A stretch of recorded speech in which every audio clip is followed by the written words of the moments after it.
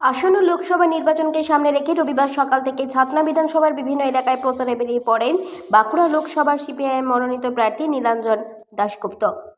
রবিবার সকাল 8:30 নাগাদ ছাতনার ঝাঁটিপাহাড়ি বাজারে প্রচার সারেন তিনি। এরপর জোরহিরা বাজার ও ধবন গ্রামে নির্বাচনী প্রচার সেরে বিকেল 3টে নাগাদ ফপসা ও ম্যাডেলা গ্রামে জনসংযোগ কর্মসূচিতে অংশগ্রহণ করেন এবং এলাকার সাধারণ মানুষের সঙ্গে কথাবার্তা বলেন। এরপর শুশুনিয়া গ্রামে দলীয় কর্মীদের সঙ্গে নিয়ে প্রচার সেরে দুবরাজপুর মোড় থেকে বাজার হয়ে বারবাকড়া মোড় পর্যন্ত একটি মিছিলের মাধ্যমে রবিবারের নির্বাচনী প্রচার শেষ করেন।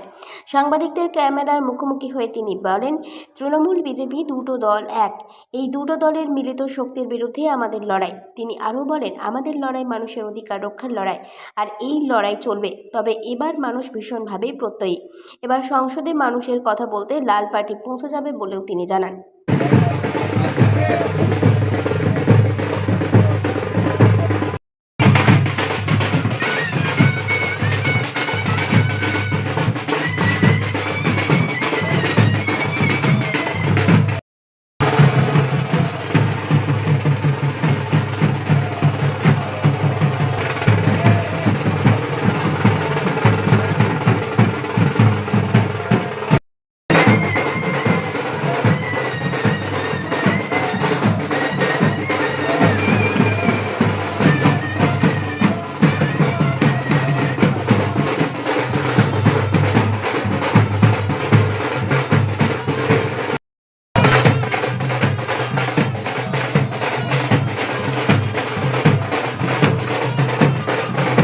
সারাদিনের কর্মসূচি কি ছিল আপনার আজকে?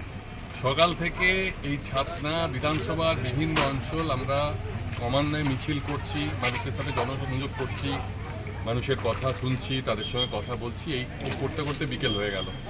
আচ্ছা, একদিকে তালডাংরার বিধায়ক অরূপ চক্রবর্তী, অন্যদিকে 5 বছরের বিদায়ী সাংসদ সুভাষ সরকার, লড়াইটা কতটা কঠিন কি মনে করছেন? দেখুন, বামপন্থীদের লড়াইটা কঠিন ততক্ষণই যতক্ষণ না পর্যন্ত মানুষ ভালো থাকে।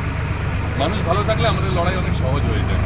আপনি যাদের কথা বললেন ব্যক্তিগতভাবে তাদের সম্বন্ধে আমার কিছু বলার নেই, কিন্তু তাদের নীতির বিরুদ্ধে আমাদের লড়াই, আর তাদের নীতিগুলো মানুষকে খারাপ রাখার নীতি। তাই তাদের বিরুদ্ধে লড়াই আমাদের প্রাণপণ করতে হবে।